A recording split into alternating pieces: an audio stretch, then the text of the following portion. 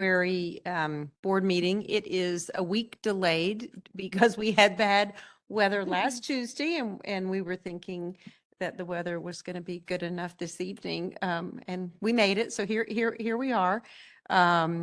We don't have, because of the rescheduled meeting, Donna and Tricia aren't with us today because they had previous engagements. So, but we do have a quorum. There's the five of us are here. So let's get started with the Pledge of Allegiance. So if you're able to stand, please join us for the pledge. I pledge allegiance to the flag of the States of America, to the republic for which stands one nation, peaceful, with liberty and justice for all.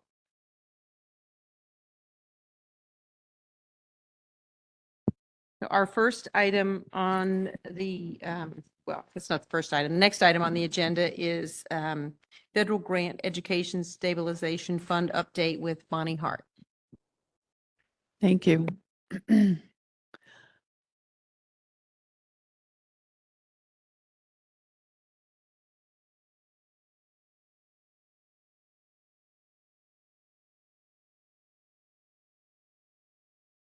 Are we good to go? Okay.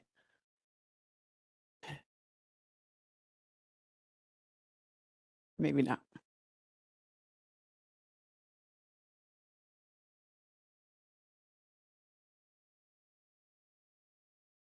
Do you want me just? If I knew that, I wouldn't put animation in the presentation, right?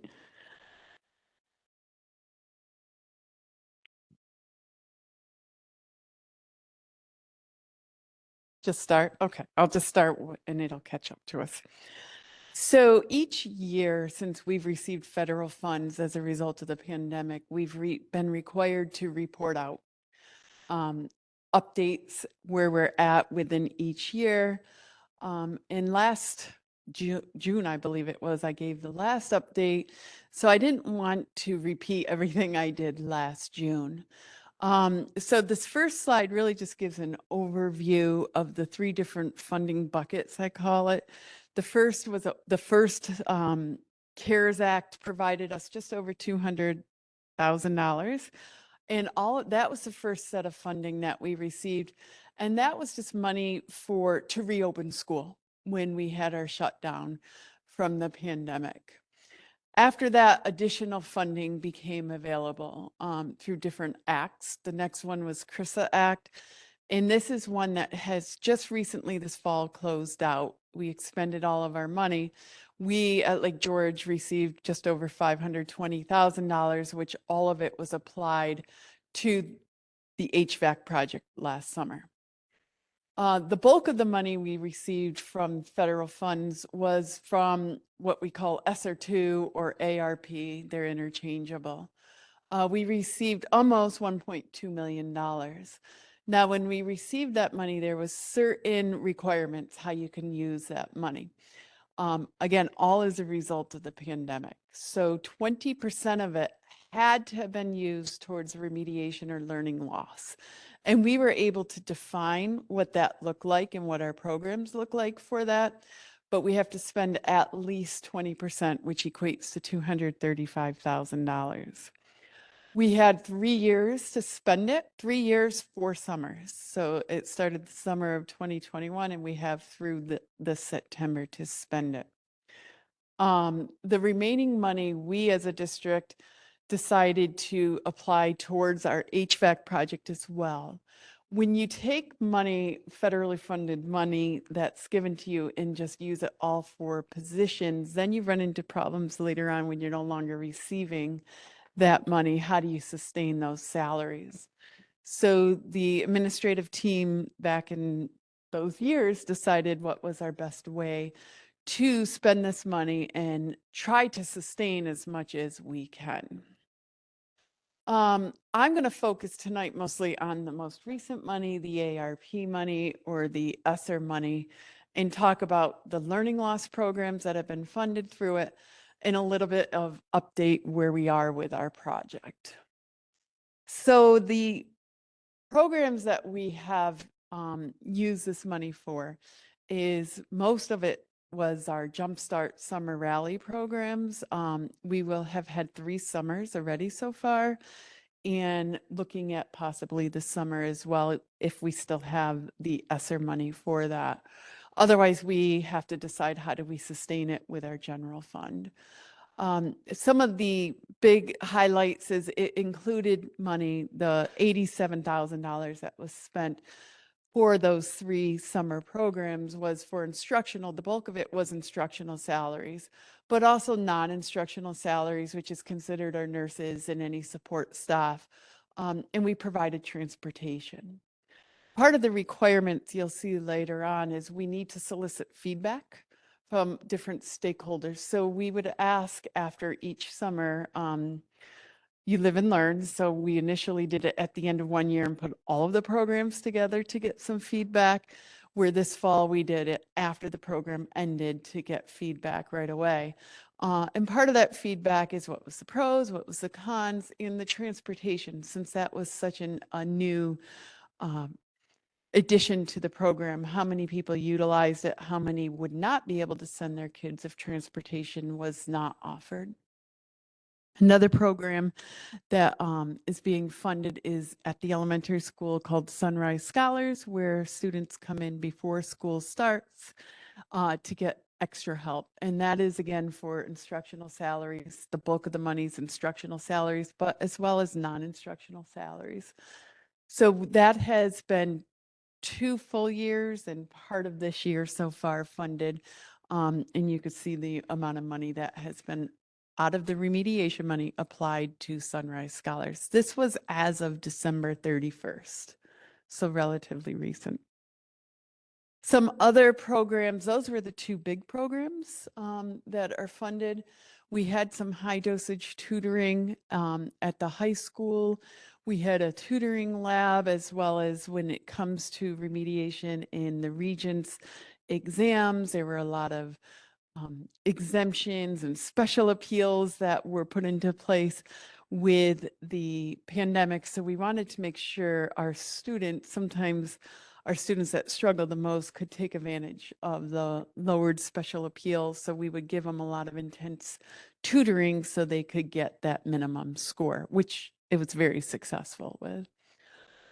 We have some unique programs in the elementary school that I will say, of the parental feedback we had this summer, unique programs, mostly Bridget Crossman's Scoops and Sneakers and Books and Beaches, was the parents were so complimentary of that program and what she does with that.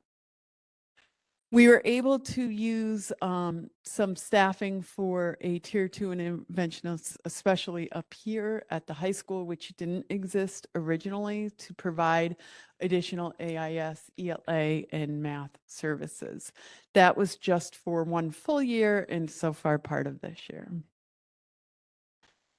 So if you could do the math quickly, you could see we've been spending that remediation money pretty quick. So I'm not concerned about us spending the minimum requirement. We may actually spend more, which we can. You just have to spend at least 20%. In terms of the HVAC projects, when you add the 2 set of funding sources together through the CRRSA and the ARP, we had about $1.4 million to spend. Remember, we've also put some capital outlays into there, but those aren't federal funds. All of the CRRSA money was spent as of the 31st of December.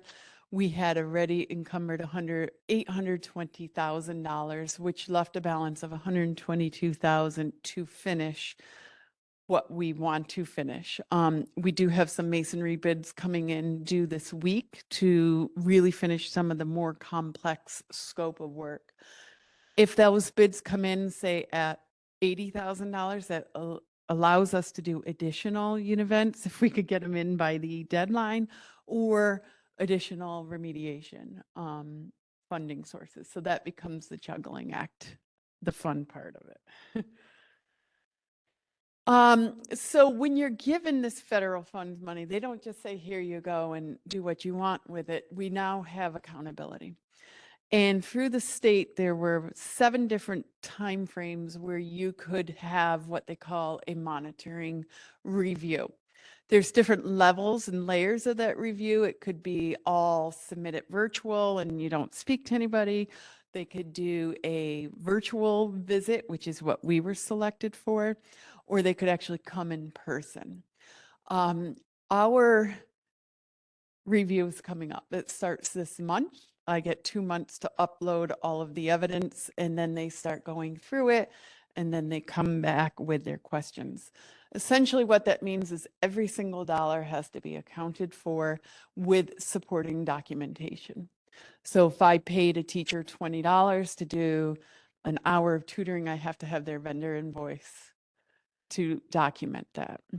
And then each year, we have to submit what our programs for the learning loss looks like. So not just how much did we spend on the learning loss, but what were the demographics of our students that took, that participated. So I have to break it down by ethnicity and subgroup data, which in Lake George and some of those subgroups is difficult to, fill the state quota if there is such thing. But we give them the true numbers and we break it down from there. When we go through the monitoring, like I said, it's a lot of it is uploading to a portal, and then they take time to review it and come back with their questions. But some of the things that we have to maintain are attendance records to show which students are coming, and that we do have a system for accountability and not just saying, yes, we do it and taking the money. Again, the participant demographic data, which is going to be interesting because I have to upload it all, but I need to preserve student confidentiality at the same time. This was interesting method of evaluation. So for each year, we had to look at how'd it go? How did the program work? And make adjustments accordingly. So I've been doing that in my previous role as curriculum coordinator. I was able to do that and use my skill set from that. So I've been doing that as we go along and look at all of the different assessments. And each program may require different assessments with different goals. So our summer program, I believe our goal would be to lessen the summer slide, where with our Sunrise Scholars program, which is fall to spring, we want to see growth. So we may want to just maintain where the levels are utilizing Jumpstart, but Sunrise Scholars, we want to see growth from start to finish on that. So we look at how did they do in the fall? How did they do in the spring on a variety of benchmarks, not just 1 or 2 things, but we do have a lot of data that we can analyze on that. And again, how do we do as a whole? How do we do with our subgroup data population? We had to solicit stakeholder engagement. So what's interesting is they gave us this money back in 21, but they didn't come out with what the requirements were until last year. So it was a little bit of, okay, we live and learn. So our very first year, we didn't get the parental feedback, but we did for years 2 and 3. And then we just do our annual program review. They're going to want all payroll records. And then this is a big piece that as we look at it as an administrative team and budgeting, how do we sustain? How do we sustain our learning loss programs? Or do we need to continue some? Can we absorb some through attrition? Can we continue to budget for other programs? So that as a team, we sit down and we'll be discussing. And then in terms of the project, again, every single dollar needs to be accounted for. We need to submit all contracts and purchase orders. They want to see we are buying things on a purchase order system and not just for the moment spending the money, and that we have all the supporting documents with that. The monthly invoices, the checks that go with those monthly invoices. And then once we are done, we need to be able to get from the architect a certificate of substantial completion to close out the project. We're not going to get that before this review is over, but it still is required to close out the project with state ed. I'm very fortunate walking into my role new. The staff I have in my office, these records have been there. So it's just been, as they're occurring now, we're just uploading them to Google Drive to make it easier now in the next couple of months. That's what I have. Any questions? Ginny? Oh, thanks, Bonnie. I do have a question. So the Jumpstart program was one of the programs that used this funding. Now, we had Jumpstart before that though, right? Did Jumpstart end and then I think there was get one summer. with restarted? it, Was right? there a? It did stop, and Okay. then when we, the way we were using federal funds for this is we had to take a different focus after COVID. What may have been the jumpstart of the past, we had to pause and look at, now we have kids coming back at different places.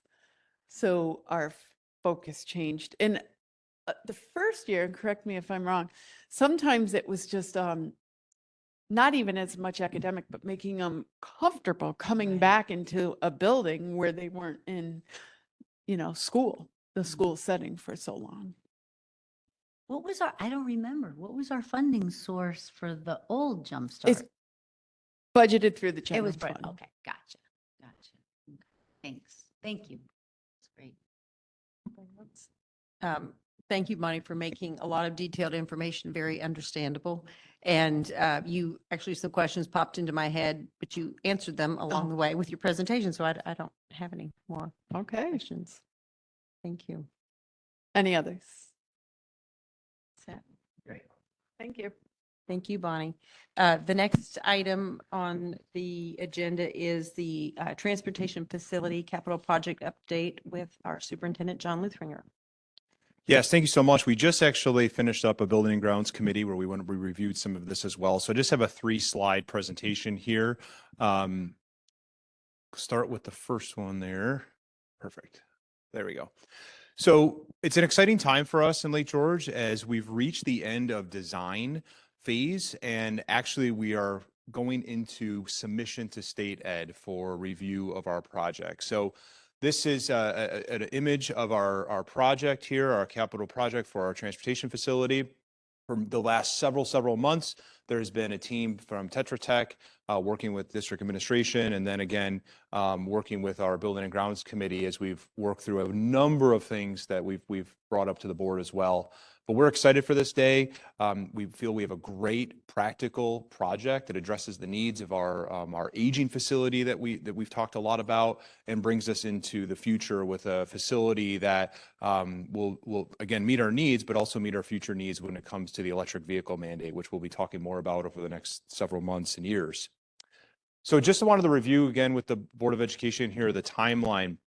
So I wonder if there's perfect. So in the pre-referendum phase, we did a lot of committee work. As you recall, we worked through, the path forward with lots of different options to the point where we landed on a new facility. In December of 2022, the vote in the late fall, the vote passed. So we did put it out to referendum. It was voted upon by the voters of Lake George, and it was passed. So that's when it started the design process. So really for the last year or so, we've been working through the design process with Tetra Tech and Schoolhouse Construction. And we are at a point where that is finished. Just last week or the week prior, we did what's called a page turn, where we go through as a district every single page of the submission. It was a several-hour meeting, but it was great because we went through fine detail, all of the finishing touches on things. And it was a lot. We were able to ask some good questions again. Some things came up. We had to review, but we went through every single element of the project. So this week, it will be submitted by Tetra Tech through the district, but Tetra Tech will be submitting to the State Education Department for their review. So we are right here on the timeline.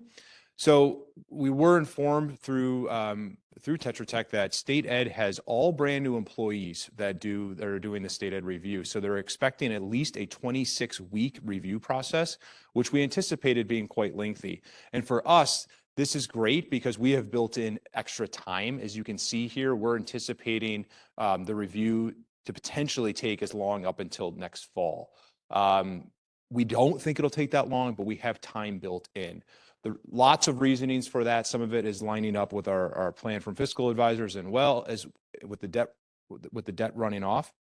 So we've got time built in for the review, and then next fall we would go out to bid once the review is done, and then construction would start the following spring. So we anticipate we are on schedule for this project, and we're excited about reaching the next milestone. So moving forward, you'll see on the next slide here the project coming to life in a virtual fashion. We had the pleasure of having Tetra Tech student interns build a video, and they actually came in and they worked with our students in the high school and really got to, show our students that are involved in our technology classes, some of our graphic design courses, that how it is to design and build a project and really plan it, because it's really neat the way they're doing things these days. The architects will work in virtual reality. So they'll sit in a room with virtual goggles on and design and walk around in the space and say, well, let's look at where that pipe comes out. Is that really where it should be? Is it interfering with something? So it was pretty fascinating for our students to learn. So I just want to walk you through this next video here.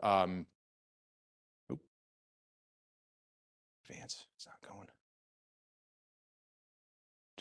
So in this video, you're going to see, again, our project come to life. You'll remember the access road is coming up from 9L, so right underneath the bridge.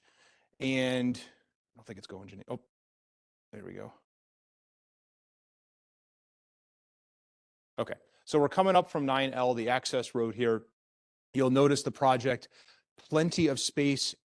Lots of studies were designed with turning radiuses of buses for safety. You'll see that our canopy here does fit all of our buses. We can park some inside as well. You'll notice the lines, the arrows, that is by design, a one-way in for an entrance and a one exit. So it is increasing safety for our drivers. This area right here is where the minivans will be parked. And then you could see the bays as well as we go around the back side of the facility. So again, focus on safety with one garage in, and then you exit on the other side. This is where all the electrical and the transformers will come into the building on that side. And then again, you come to the front. Adequate visitor parking, and there's also parking along the back side you didn't see as well. So it's going to take us into the main entry here. So this first part is a secure vestibule. So again, the greeter and or director of transportation can buzz them in and then talk to them and then buzz them in again. This is the office area for our director. Again, an area where he can do his work and also, talk with drivers in the morning. We go into the break room here. Behind me, if I'm standing in that room, is a TV and some whiteboards. Again, this is a great area. We have lots of training needs and a place for our drivers to gather. As we go down the main hall, we have the restrooms, the water fountains, there's a maintenance closet here, and then we come out into the work bays. The first one you'll notice here is our scissor lift. This is where lots of the maintenance will occur. The second bay on the other side there is another area for working on vehicles. Behind going into the shop, this is where some of the mechanical equipment will be, tire balances, all sorts of different equipment, and then a little workstation for our head mechanic when he has to do training and things and paperwork. As you come back out into the maintenance bay, right behind me, there's another stairs that go up to where the mechanics are. The pneumatics for the building, the heat, all of those things will be up there. And then as we come back out, we're going directly into the wash bay. You can see the grates and drainage on the floor. And again, the wash bay is a really critical piece to something we don't have, especially in the North Country with lots of salt.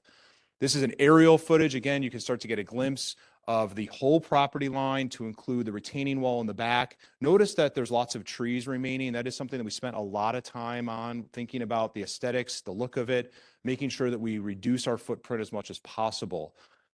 Going under the bay, you'll notice that that's where that second floor there is what I was talking about. That's an entry point where we can bring in equipment if needed. So that's where the heat, all sorts of different things will be up in that top little storage area as well.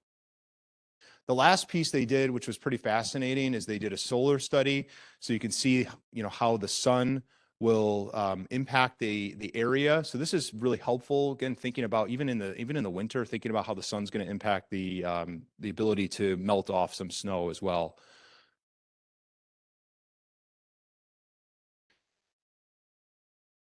The bottom of the facility, I just want to go back to can you go back to the front, the very first one, Janine? Yeah, I just want to go back to the first slide for 1 second.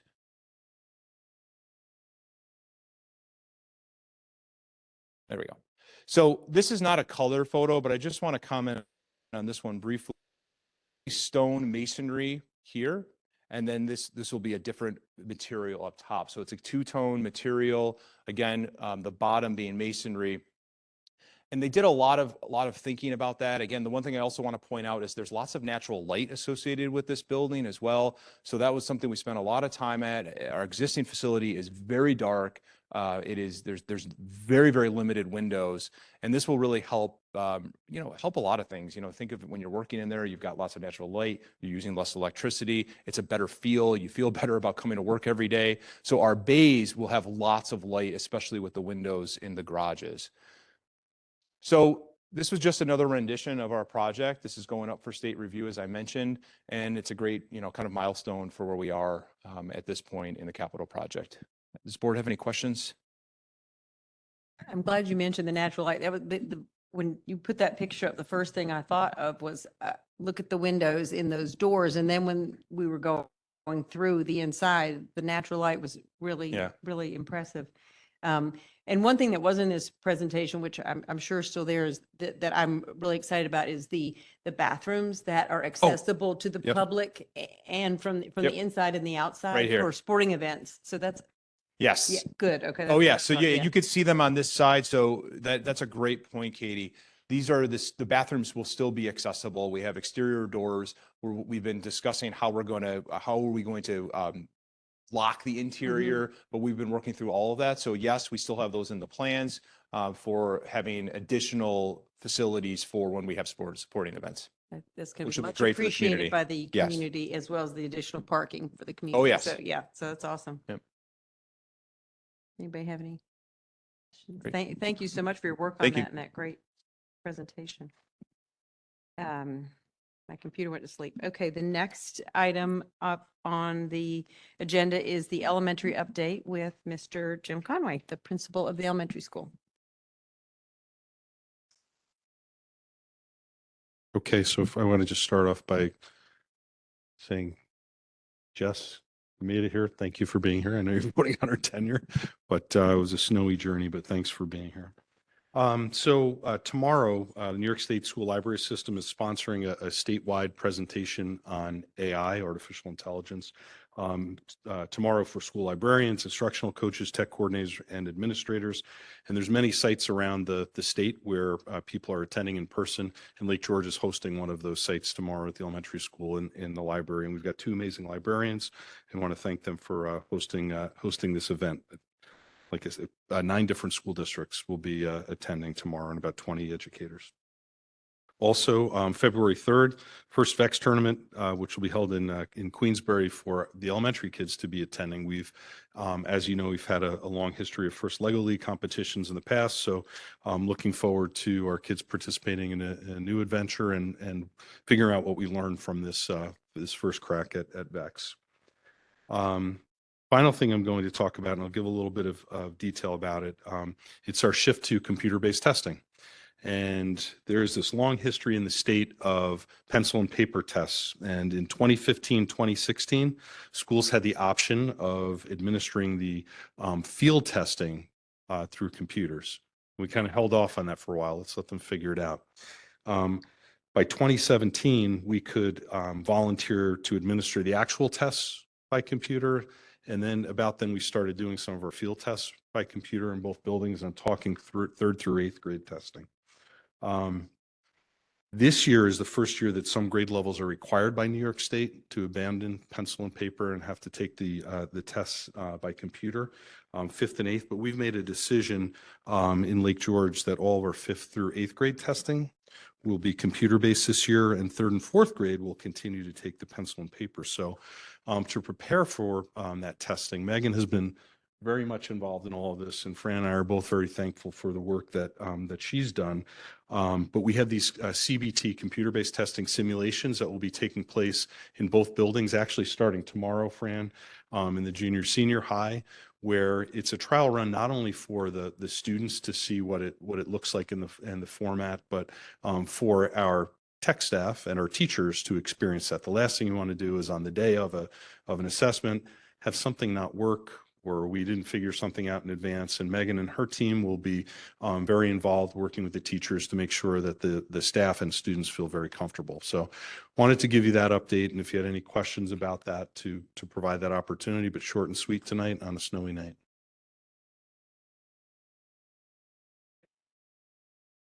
I can't visualize a math test computer because I always think of like working out the problems with a pen and paper. How Right. does that work? So kids will still be afforded the opportunity to do that. And we're using iPads. So some schools, they may use, what am I forgetting, Megan? Chromebooks. Thank you. Chromebooks or iPads. So our students are able to use a stylus. Okay. But they still may be doing it pencil paper. They'll have scrap paper to do that as well. Okay. So it's kind of the reverse thinking. So they might do the work here and then go to the Transfer. computer and put the answer. Yeah. So then they don't have the opportunity to show the work, but I guess. So some tests, they don't have to show work. Some we're just looking for an answer and some Okay. we're looking for the work. Okay. There's a combination. I've been kind of resistant because I'm like a pencil paper guy. It's a different skill set involved, which we are doing a good job, I feel, preparing our students for a different way of sharing what they know. And they are two different ways. Well, we're not digital natives, so our No. brains are a little different. No. So, okay. And it's funny because now some students, one of their accommodations may be that they use pencil and paper instead of using a computer to take a test. Okay. So it's a little flipped. Thank you. You're welcome. Anybody else? Okay, thank you. Next item on the agenda is the secondary update with Mr. Fran Kokoza, our secondary principal. Hi, good evening. So our shared decision-making body forum is still plowing through our goals of student-adult connections and student recognition. As I've been updating the board throughout, I'm hoping in the next few months to give you a thorough update as to what our shared decision-making body has been focusing on within those two goals. Monday is a senior high concert for band and chorus. It's Monday at 7. Last Thursday, the annual Phonathon, which is one of the largest fundraisers for the Lake George Scholarship Association, took place with our National Honor Society members, and I believe that they did very well Thursday evening. The interesting thing is that this Thursday, the Lake George Community Band is actually coming back home. So after a several-year hiatus at SUNY Adirondack, which was precipitated by COVID, and they got very comfortable there and decided that their away home was a home that worked out well for them, for the leadership of Community Band at the time. They approached Mrs. Baker and I last spring, and asked if they could come back home. And the answer was yes, you didn't ever have to leave. So actually this Thursday is their rehearsal here at school. Mr. Lutheringer has not experienced Lake George Community Band here in the building. But one of the little things that I used to do is I would hide in the hallway and listen to their rehearsals because it's an incredible group of musicians. And we're excited to welcome them back home.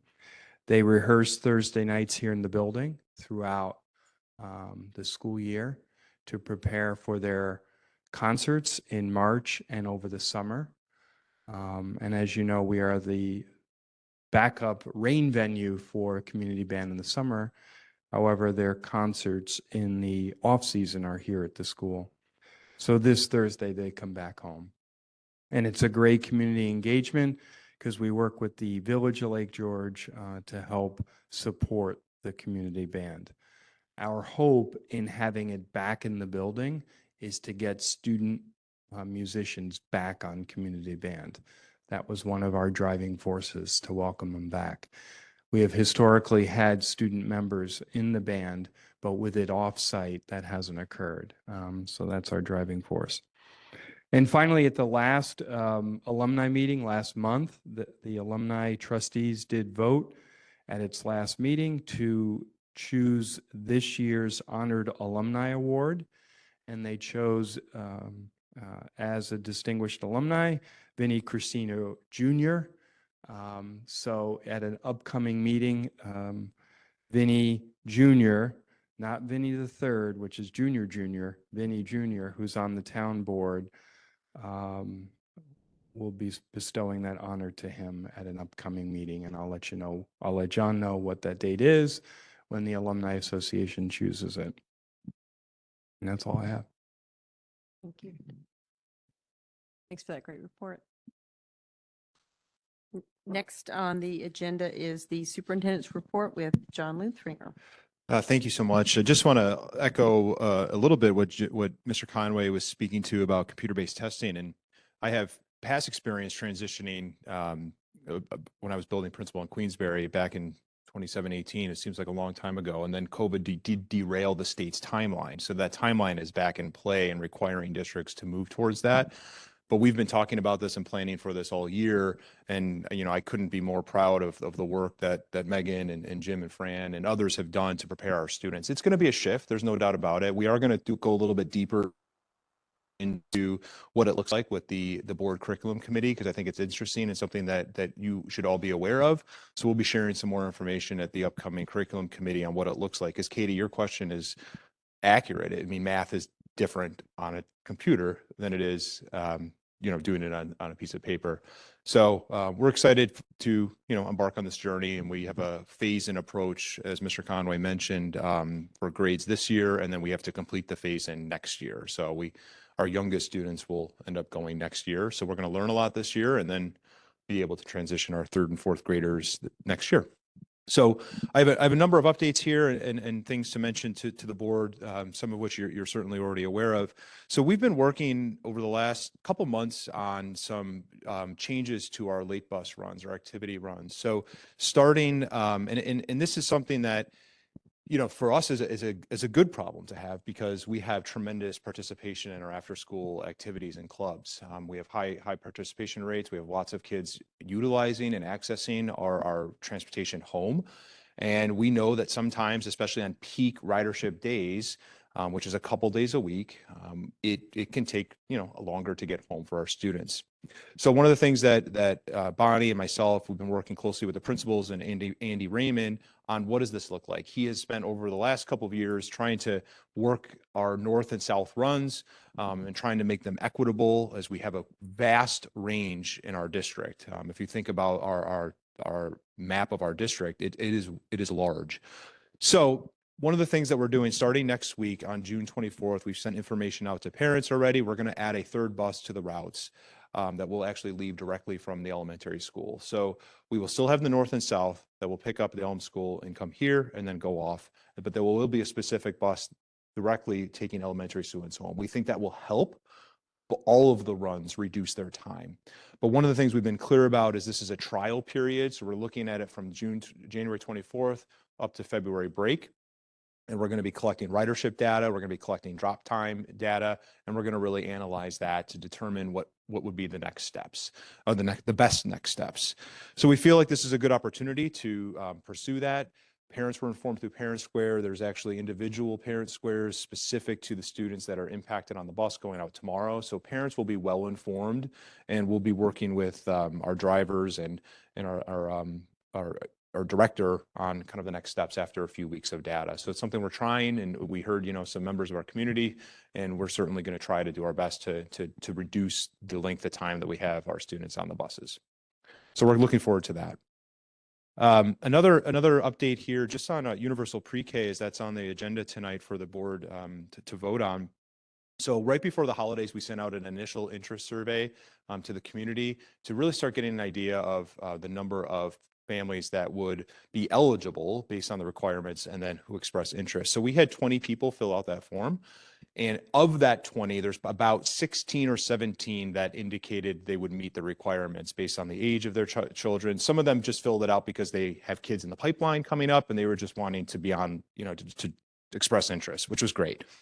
So we're right in that, at this point, in that spot of around 18, which we know is the maximum number of students that we can take. So that was before the break. So we're going to continue to communicate with those families and more widely as we keep going here. But we've started to firm up some other details that I want to share with the board. So Mr. Conway and I connected today. So we have he's been working very closely with the elementary team, and we have school visitations that are going to start with other schools as early as the February 5th. So there's a couple days that he's working on visiting some area schools that already have existing programs. We've also firmed up some additional timeframes. So after pending the board vote tonight, tomorrow we will release the RFP. Remember the request for proposal that we have to send out to community organizations. So that will go out. That's a requirement. So that will go out broadly. That is from up through February 12th. They have to submit. After that, so there'll be we'll review all those at the district level, and then there'll be an announcement by March 1st. Again, anybody who is an eligible daycare facility can have the ability to partner with us. It's not something we anticipate, but certainly we'll review the RFP as it comes in. February 10th, the Board of Ed Curriculum Committee will be having some update on standards and curriculum that is being worked on. So we'll be sharing more information at that committee. On March 4th, we'll have a PTSO presentation on UPK and the program.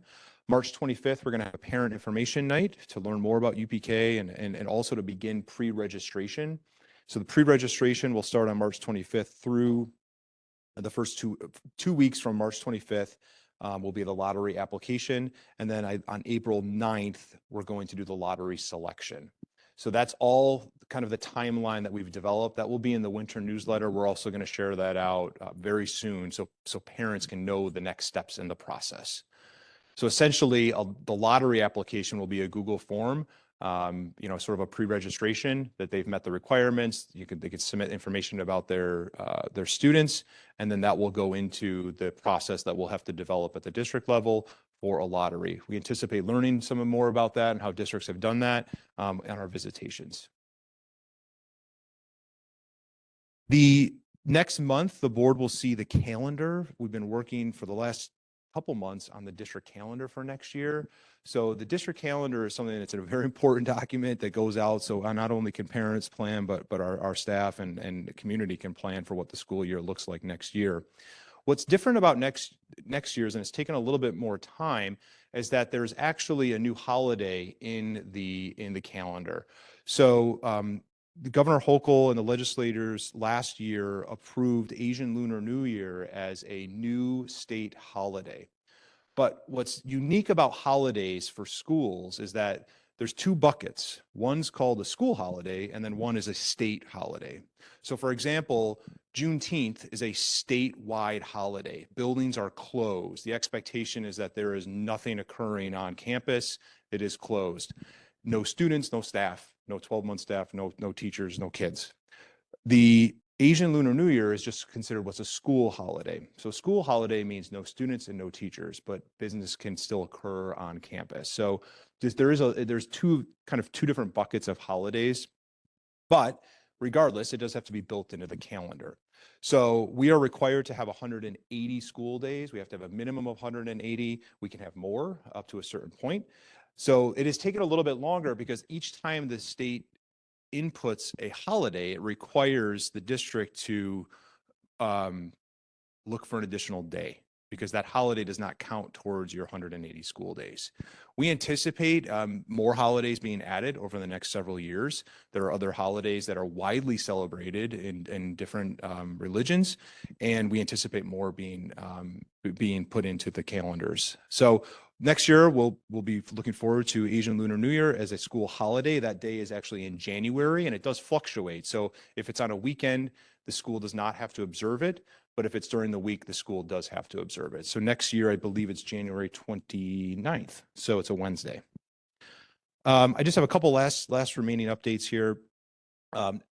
As you've probably seen, and as I did share, so Governor Hochul also announced her State of the State last week. So there was a few elements of educational components, actually less than previous years.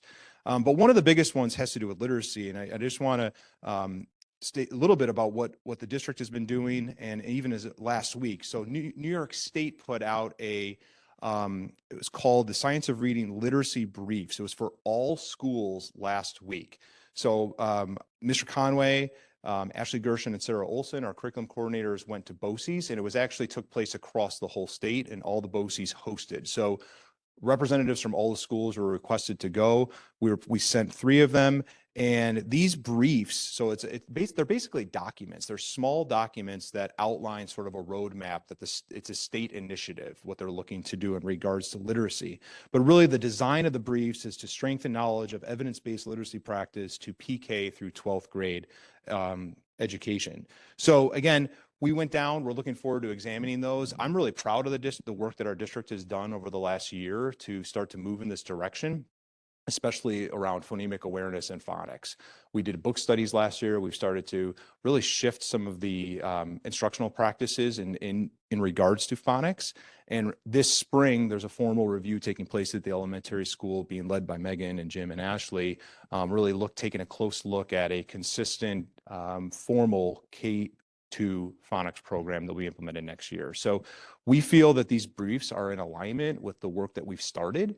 There will still be work to be done. And of course, we don't know what will happen with the legislators. She has committed $10 million to training. And again, also there may be some mandates that come with this from New York State, which would be unprecedented, but something that I think there is broad support across the state in regards to some of this.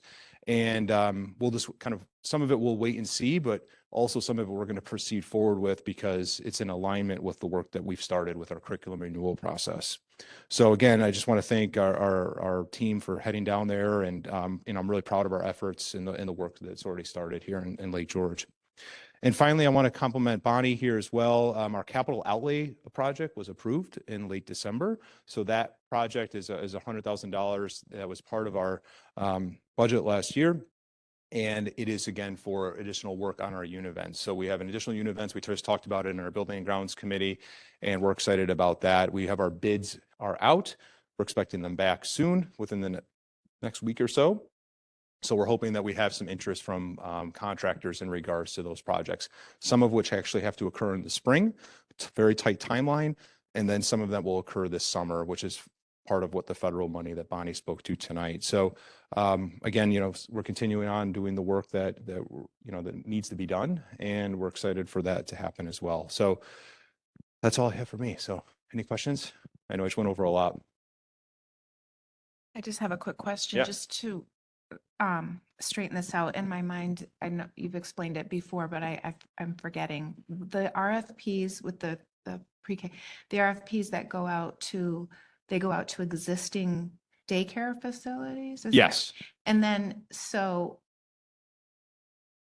it's like an invitation if they want to partner with.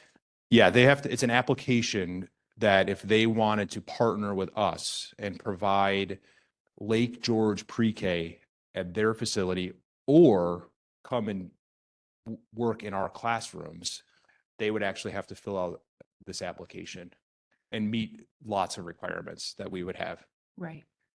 And so if there was a scenario where, say, a lot more than 18 students wanted to attend Lake George pre-K, is that a thing where we might partner with?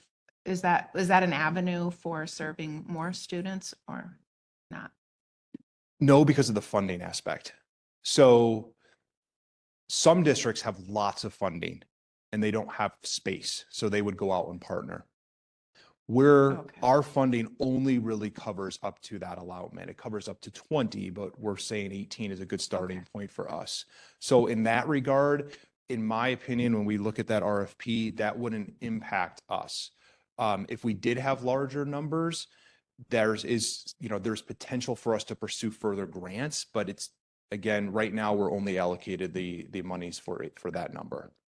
Thank you. I understand it and I remember it now that you say it. I had it turned around in my mind. Thank you for These are explaining. questions yeah, there's a lot of layers. There is, and I'll be honest, one of the pieces about funding with UPK is it's very, very confusing. And one of the pieces of advocacy from even the legislators is to try to streamline that process for districts. I appreciate all the communications that have gone out throughout the district about universal pre-K, and you listed a long set of upcoming Yeah. opportunities for people to learn and understand about the program. So I really appreciate that. I think that's important, rolling out a really big, exciting new program. So Thank you. Yeah, we look forward to that. We look forward Yeah. to sharing what we're going to be putting together. And thank you so much for the work with the late buses. I know a lot of people and a lot of moving parts went into that. So thank you for that, putting out that experiment. And it is a good problem to have because we have so much participation. So thank you. Just before I forget, would you mind sharing those dates that you? Yes. Maybe in Thursday themes or something? Yep, so it's in that there. we- Yeah, it's absolutely in there this week, but we will send, we have an infographic too that we're Yeah, working I'm on. sorry. How to make it. No, it's in there for Thursday. It's Oh, coming. okay. It's coming. Thank you. We just finalized these, so. Thank you. Okay. Next item on the agenda is the Board Development Committee report, and that's me. I'm the chair of that committee. We met last week, so I was able to do the presentation because our board meeting got moved. It was a lengthy meeting. We did a lot of work at that meeting. The first thing we did was review the draft charters that were drafted for all the committees. So thank you so much to the committee chairs who put a lot of work, and the committees themselves put a lot of work into those charters. And the Board Development Committee took all those charters and we reviewed them individually, which is, we just read through some of them in advance, but then talked through them at the meeting, which was lengthy but really important. And some of the things that we recognized for the board committees that we wanted to make sure was that the scope should reflect a board level perspective and should address the functions, roles, and responsibilities that are within the board purview, with particular attention to policy and fiscal oversight. We identified that listing the membership positions instead of the people's names and taking the dates off of the charters would be more efficient, because names and dates are updated on the board page on the website. And so with this in mind, and the desire to create the alignment between the committees, we made suggested edits on each of those. And due to the time constraints, we still have a little more work to do. And once that's finalized, I'm going to reach out to the committee chairs and just talk about the suggested edits, and we'll get those finalized. And once they are finalized, we'll get those up on the district website. Another thing we talked about with the charters was to keep the charters top of mind for all the committee members and keeping them up to date. The Board Development Committee is recommending that each committee reviews their charter at their first meeting each school year, and makes any adjustments that are needed, and that the full board approves the charters by resolution annually each December. The next item we talked about was the board budget. We reviewed what funds are still available for board development this school year. And we are hoping to, I'll get to that part in a second. We also talked about looking at the budget for anticipated needs for the next school year. We did determine that there were funds remaining in the budget for this year, and we brainstormed some ideas for board development opportunities. And one of the things that the committee is recommending is that in June, we do a board training, probably using NISBA with the broad topic of roles and responsibilities. So if anybody has any particular things that they think, I really hope to learn more about this, or something that's been a question in my mind, let me know. And John and Marianne and I will be having a planning meeting with the folks from NISBA to outline what we would like to learn. And I mean, they'll certainly have their ideas that they'll bring to that from the NISBA standpoint, but it'll be customized to what we would like. So you can be thinking about that. We also we brainstormed some ideas of, like John made reference to the book for reading. There was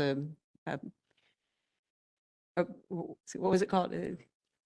Yeah, shifting the balance. So there were a large number of folks for reading and curriculum read that and then had discussion about it. So that was an idea we had was, if there was a relevant book that the board all read and then could have a discussion at the board table about, or something that's a little smaller to bite off. It would be like a podcast or a couple podcasts, if there's something relevant to review. And lastly, we reviewed, and this was a chunk of time, our board member reference guide to determine which items need to be updated within that guide, and also to figure out a regular schedule for items to be reviewed and updated so that we always keep that current. And we're still working on the updates and getting that schedule set. That was that. Does anybody have any questions or comments? Did I miss anything, Mary Ann? She was there. Okay. Maybe just a quick thank you for the fact that you took time to look at the charters. I appreciated the feedback and so incorporated the feedback into the document. So thank you very much. You're welcome. Thank you. And I really appreciate everybody's work. We through the past few years, we've really worked hard on getting our systems and our processes really in alignment with our roles and responsibilities, and laying groundwork for anybody who comes on the board to really understand what our role is and how we do business. And so I'm proud of everybody's hard work in this is just one of the pieces of that, because our committee work is really it's important. We get a lot done in those committees, and then we bring it to the full board, and knowing that we're all operating in a consistent manner and within our roles and within our purview. This is really going to help keep that, help us do better and have a system set up for the future. So. And I would just add that, like every charter that we looked, like it's every second of applying our thinking to these documents. Like, I feel like we grew a lot just in that meeting of understanding our roles, like just having everyone else's work in front of us. There were several moments where like, yeah, okay, just to really put our roles in focus and find a way to articulate them, and then to like create that uniformity. It's really valuable experience. So, we looked at it, but I mean, it was everybody's work that, there's just, the learning is all the time. So thank you for writing, for doing them. Keep your mic on. You're next. Thank you, Mary Ann. That's a really that's important input. So if I don't have any other questions, the next on the agenda is the Policy Committee report. Mary Ann McKenzie is the chair of that committee and will give us that report. Okay, so this evening we have got 8 policies moving to second read. Each of those were reported on at the December board meeting. And the Policy Committee met last Monday on January 8th. And as we went into that meeting, we did not have any policies that were ready to move forward to first read. But because of the work during that meeting and then having the extra week to bring things together, we do tonight have 4 policies that are ready, that we're recommending to first read. Each of those 4 policies came before the committee by way of our Lake George manual review. Each of the 4 connects to the area of special education. And the policy committee had the benefit of having the expertise of the CSE chairperson, Chris Mandela, participated in the review of these policies. And so we were really fortunate and grateful to have his eyes on these policies as well. So the first one is 7611, and that is children with disabilities. And this policy has some recommended revisions, really just updating language for accuracy, more comprehensiveness, and to make the language more contemporary. Policy 7613, the role of the board in implementing a student's individualized education program. The suggested revisions that the committee is making revolve primarily around language related to roles and processes. For example, a recommendation may come up originating with the Committee on Special Education, comes to the board, and upon board approval, the superintendent, the district attends to the details of arranging for those recommendations. And the language that had been in the policy prior, it just wasn't clear. It made it appear as if the board was setting up meetings with parents and doing things that managing the day-to-day, which was not reading correctly. So those were the primary shifts that we're suggesting. And then policy 7616 is it currently on the books is known as the pre-referral intervention strategies. We the committee has made significant recommendations to shift this policy. And you can see the title of it is as it's coming forward to first read, is called Pre-Referral to CSE and Response to Intervention Process. And so let's see if I can explain this. So pre-referral intervention strategies, as that policy was prior. The district has an obligation to identify student needs, provide student supports as they are needed prior to making a referral to the Committee on Special Education if one is needed. And so at the district level, John and Megan, took a look at this policy and thought this, it makes sense to take our policy on response to intervention and try to streamline it into this policy on pre-referral intervention strategies. And that really ultimately makes excellent sense because the response to intervention process is really the structure within which those supports are provided to students as they're needed. So starting, like, if you recall, like there's, tiers of support, and, first tier being like lower level of needs, and then rising up tier 2, tier 3. And at some point during, as you rise up to those tiers, it may reach a threshold where a referral to the Committee on Special Education is warranted. And so because that response to intervention process is really the structure where those pre-intervention strategies exist, and then the referral, this policy now brings the two policies together, and hopefully when you read it, you'll be able to understand that structure and that process. Does that make sense? Does anybody have questions about that? Okay. So that's what this is. These two policies are being put together. And the last policy that's on here is 7617, title Declassification of Students with Disabilities. And this one, really, there was just some recommended revisions to update the language and terminology. And that's it. I think that's my full report. Any questions? Thank you, Mary Ann. Yeah. The next item on the agenda is public comment. Do we have any public comment? Okay.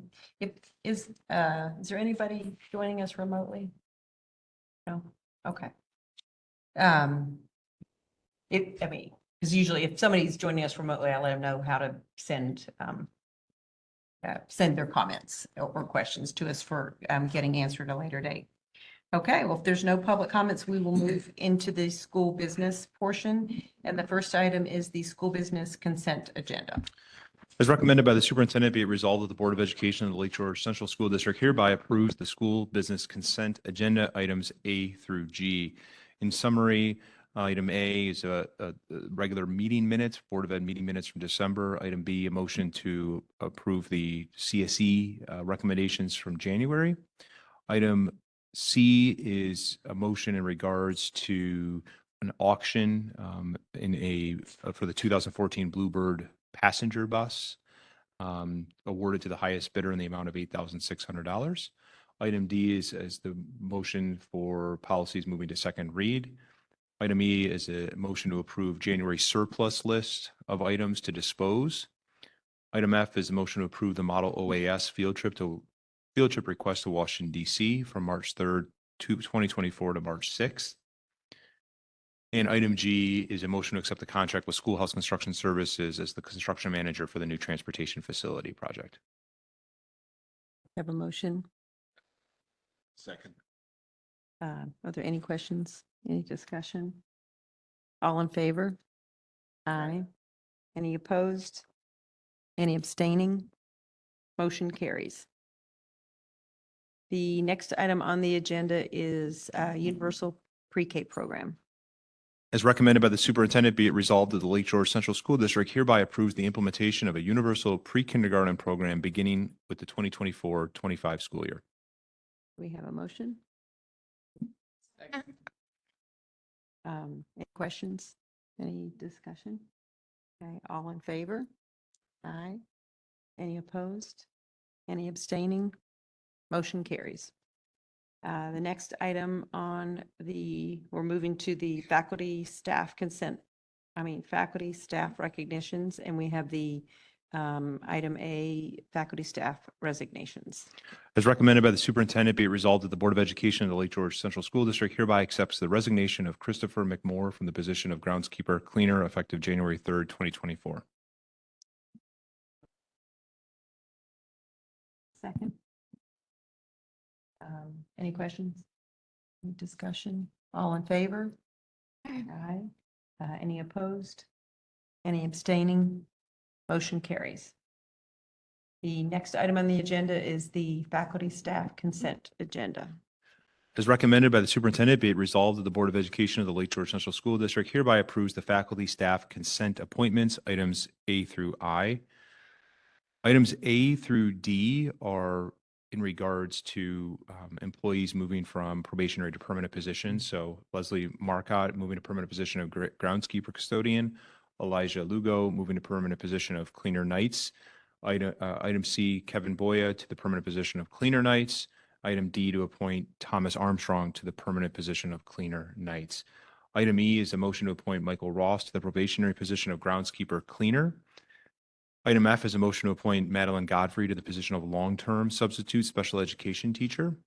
Item G is a motion to appoint Cooper Collins to the position of long-term substitute teaching assistant. Item H is a motion to amend the 2023-24 curriculum list. And item I is a motion to approve the memorandum of understanding between Lake George Central School District and the Lake George Education Association regarding teaching assistant salary schedule. So moved. Any questions? Discussion? All in favor? Aye. Any opposed? Any abstaining? Motion carries. The next item on our agenda is our tenure recommendation. As recommended by the superintendent, be it resolved that the Board of Education of the Lake George Central School District hereby confers tenure upon Jessica Padres, special education teacher in the special education tenure area effective January 11th, 2024. So second. Do you have any questions, discussion? All in favor? Aye. Any opposed? Any abstaining? Motion carries, and congratulations. Jessica's with us tonight, so thank you. Thank you for being here tonight so we can welcome. You.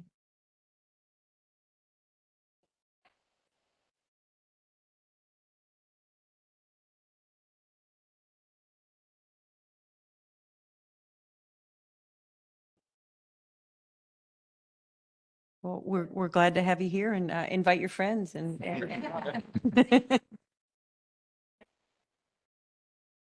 Yeah.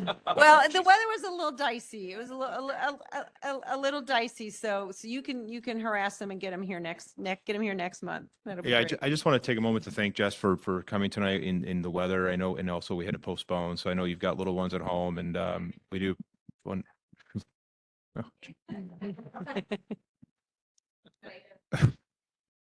They- She's funny.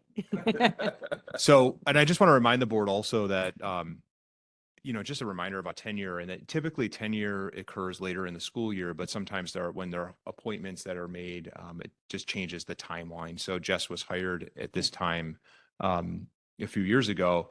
And again, it's a rigorous process. It's a milestone and for our teachers, and Jess has certainly done a wonderful job, and we're excited and proud to have her here working with our students. So again, thank you, Jess, and thank you to the Board of Education. Thank you. Congratulations. The next item on the agenda is Board of Education comments and discussion.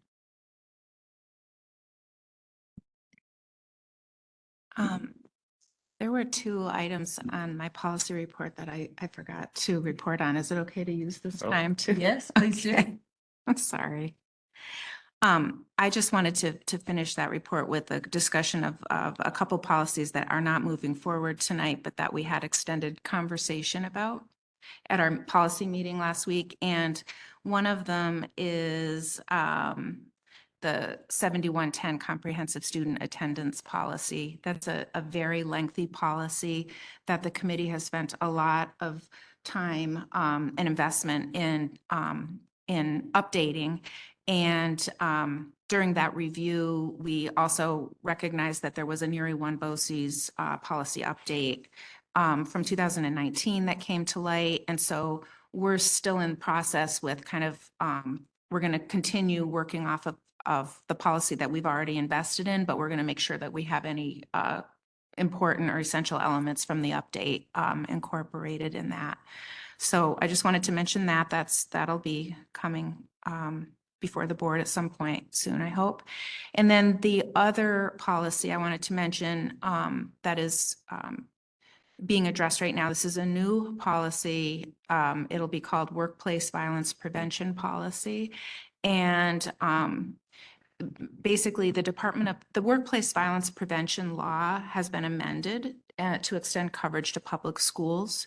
And the Department of Labor is requiring all school districts to create a workplace violence prevention policy statement and prevention program. And so the policy committee had a sample policy from Area 1 as well as from the Needham Group Safety Consultants. And we are, the district is required to establish a district level committee consisting of representatives from each bargaining unit to develop the program and to collaborate on the policy development as well. And so during our time in the policy meeting, we essentially felt that the Area 1 BOCES policy template was the best starting point because it had a great deal of useful detail in it. And so that template is going to be looked at by the district level committee that's being developed now and to get their input and then come back to policy. And it's all happening a little bit quickly because these are time sensitive. There are time sensitive requirements with this. Our policy has to be, in process by February, beginning of February, and then the whole process, meaning policy and program development, needs to be complete by May 3rd. So I just wanted to make you aware of that, and that's something that will be coming before the board soon. Sorry about that, and thanks. That's awesome. Yeah. Thank you, Marian. Any questions about that? Anything else? Okay. The next item is our second public comment, and looks like we have a pretty thin seats out there. So no public comments for our second period. So we will move to the final item on the agenda, which is adjournment. Be it resolved, the Board of Education of Lake George Central School District hereby adjourns the meeting of January 16th, 2024. So moved. All in favor? Aye. Any opposed? Any abstaining? Motion carries. So thank you, everybody, for being here and safe travels home. And we'll see you in February.